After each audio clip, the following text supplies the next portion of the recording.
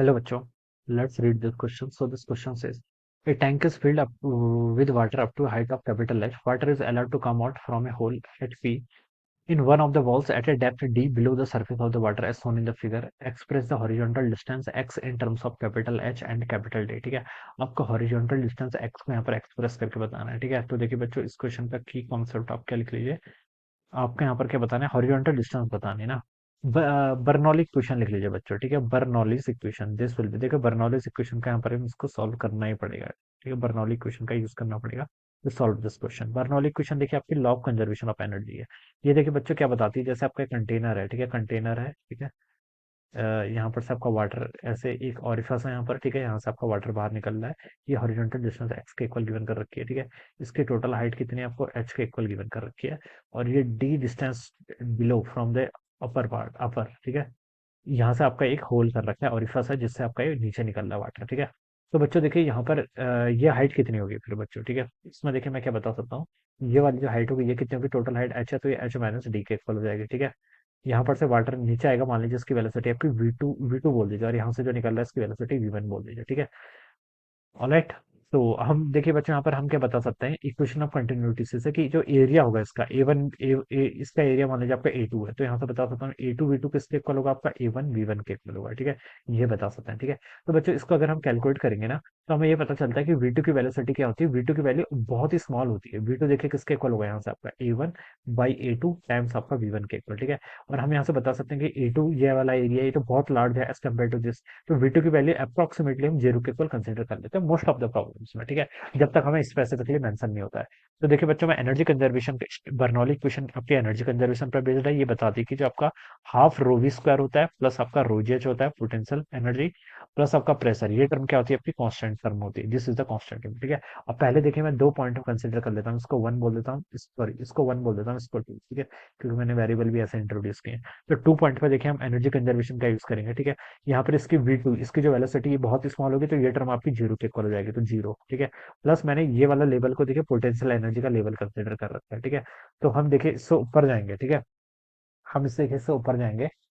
इसको potential energy का zero level consider कर लीजिए. ठीक है, यहाँ पर आपकी ठीक है, तो यहाँ पर आपकी पोटेंशियल एनर्जी कितनी होगी, जीरो के इक्वल होगी. ठीक है, और प्रेशर कितना होगा, प्रेशर आपका एटमॉस्फेरिक प्रेशर के इक्वल होगा, तो आप इसको पीईटीएम लिख लीजिए. ऑलराइट, अब देखिए बच्चों राइट साइड पर जाएंगे हम यहाँ पर. ठीक है, तो यहाँ पर प्रेशर कितना होगा, देखिए यहाँ पर आपका पीईटीएम, ये भी आपका देखिए इस फेस पर, देखिए इस फेस पर बात करो तो ये आपका एटमॉस्फेयर के साथ कॉन्टेक्ट में है, तो इसका भी प्रेशर आपका पीईटीएम के इक्वल होगा. ठीक है, प्लस आपका पोटेंशियल एनर्जी देखिए कितनी हो जाएगी, रो जी डी के इक्वल हो जाएगी. कितनी हो जाएगी बच्चों, रो जी डी के इक्वल हो जाएगी. ठीक है, plus half times rho into velocity v two का स्क्वायर, ये वैल्यू यहाँ से आ जाएगी. पीएटीएम से बच्चों आपका पीएटीएम कैंसिल. ठीक है, यहाँ से आप नीचे आए ना तो पोटेंशियल एनर्जी डिक्रीज होगी, तो माइनस साइन क्यों नहीं लिखा है यहाँ पर, ये आपका माइनस होगा. ठीक है, मैंने क्या बोला देखिए बच्चों, ये आपका जीरो लेवल मैंने अज्यूम किया हुआ है. ठीक है, इसकी ये आपका रेफरेंस है, इससे नीचे का आऊंगा तब तो माइनस में आएगा ना, तो माइनस साइन आना चाहिए. ठीक है, ये इतना हो जाएगा. यहाँ से देखिए आपका रो से रो कैंसिल हो गया, तो यहाँ से आपके वी टू का स्क्वायर किसके इक्वल आ जाएगा, आपका टू जी डी के इक्वल हो जाएगा. ठीक है, और आप लिख सकते हैं वी टू की वैल्यू आपकी under root two g d है. वी टू क्या है आपको पता चल गया ना. वी टू मैंने बता रखा है, जो यहाँ से वाटर निकलेगा, तो मिस्टेक कर दी कि ये तो वी1 है ना बच्चों, तो ये वी1 होगा यहाँ पर. ठीक है, ये टर्म V2 जीरो है. ठीक है, ये V1 है, सॉरी ये V1 हो जाएगा. ठीक है, वेरिएबल्स का ध्यान रखना है. ठीक है बच्चों, ये V1 की वैल्यू कितनी हो जाएगी, under root two g d के इक्वल हो जाएगी. ठीक है, तो ये मैंने वेलोसिटी बता दी. जो वाटर यहाँ से बाहर निकलेगा उसकी वेलोसिटी, इसको आप डायरेक्ट भी यूज कर सकते थे. ठीक है, हाइट देखते हैं कहाँ से, ऊपर से. ठीक है, कितनी हाइट की आपकी डी हाइट बता, तो V equal to under root two g d. इस रिजल्ट को मैं डायरेक्ट भी यूज कर सकता था, लेकिन मैंने इसके यहाँ पर प्रूफ करके बता दिया. बहुत ही स्टैंडर्ड रिजल्ट है. ठीक है, ये क्या स्टैंडर्ड रिजल्ट है बच्चों, देखिए आपको ये वेलोसिटी पता है. ठीक है, आपको क्या निकालना है, express the horizontal distance. Horizontal distance यहाँ पर आपको क्या करना है बच्चों, कैलकुलेट करके बताना है. हॉरिजॉन्टल डिस्टेंस देखिए किसके इक्वल होगा, एक्स एक्सिस के अलोंग तो आपका कोई एक्सेलरेशन नहीं है. ठीक है, तो हॉरिजॉन्टल डिस्टेंस रहेगा आपका initial velocity x along x axis times आपका टाइम कितना लगा है. ठीक है, initial velocity along x axis क्या है, वी1, वो तो आपको पता है कितनी, under root two g d. ठीक है, अब आपको बच्चों क्या बताना, टाइम बताना. बच्चों देखिए टाइम कैसे कैलकुलेट करेंगे, वाई एक्सिस के अलोंग डिस्प्लेसमेंट देखिए कितना हुआ है, एच माइनस डी. ठीक है, इसको ओरिजिन बोल देता हूँ. क्या हुआ, प्लस एच माइनस डी नहीं माइनस, क्योंकि नीचे की तरफ आ रहा है. ठीक है, तो डिस्प्लेसमेंट रहेगा आपका minus of h minus d. ठीक है, ये किसके इक्वल होगा, initial velocity along y axis zero है. ठीक है, u t plus half a t square होता है ना, एक्सलेशन नीचे की तरफ जी इंटू टाइम, मान लीजिए टी लगा तो टी का स्क्वायर हो जाएगा. ठीक है, तो यहाँ से देखिए बच्चे इसको सॉल्व करेंगे तो आपका डी माइनस एच यहाँ कर लीजिए. ठीक है, टू वाली टर्म आपकी यहाँ पर आ जाएगी डिवाइडेड बाई जी. ये पूरी टर्म आपके अंडर रूट के अंदर, तो ये आपका टी आ जाएगा, ठीक है। अब इस वैल्यू को टी को यहाँ पर पुट कर लीजिए, तो कितना आएगा आपका अंडर रूट ऑफ 2 टाइम्स आपका D minus H divided by G. ये टर्म हो जाएगी, ठीक है।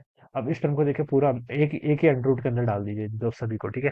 तो 2 इंटू 2 जी वहां पर है, तो 4 जी हो जाएगा, डी इधर रहेगा, और ये डी माइनस एच ऐसे हो जाएगा डिवाइडेड बाई जी। जी से बच्चा आपका जी कैंसिल, ठीक है। ये अंडर रूट 4 बाहर आएगा, तो 2 बाहर हो जाएगा, यहाँ पर आपका डी टाइम्स कितना, डी माइनस एच के इक्वल हो जाएगा, ठीक है। तो ये वाला आंसर आपका आना चाहिए, ठीक है। ये आंसर आना चाहिए आपका। कहीं मिस्टेक हुई है क्या? ये साइन अपोजिट क्यों आ रहा है फिर आपका?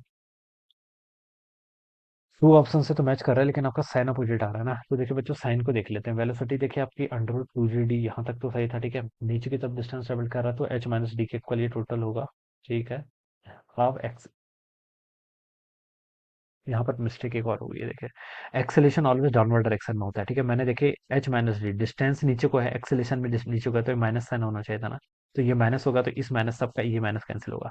तो डी माइनस एच ना होकर एच माइनस डी होगा, ठीक है बच्चों। कैलकुलेशन यहाँ पर आपका एच माइनस डी हो जाएगा, ठीक है। ये हो जाएगा, ये आपका क्या होगा, एच माइनस डी के इक्वल होगा। एच माइनस डी के इक्वल होगा, यहाँ पर भी एच माइनस डी के इक्वल होगा, ठीक है। तो ये इसको आप ऐसे भी लिख सकते हैं, 2 times under root of d times h minus d, ये इसका आंसर होना चाहिए, जो कि मैच कर रहा है किससे, सेकंड ऑफ सी ऑप्शन से, ठीक है। तो C option will be the right answer of this question, ठीक है। तो साइन कन्वेंशन का भी बच्चे यहाँ पर प्रॉपर ध्यान रखना है, alright. So this would be the answer. So I hope you have understood this concept. All the best and thank you so much.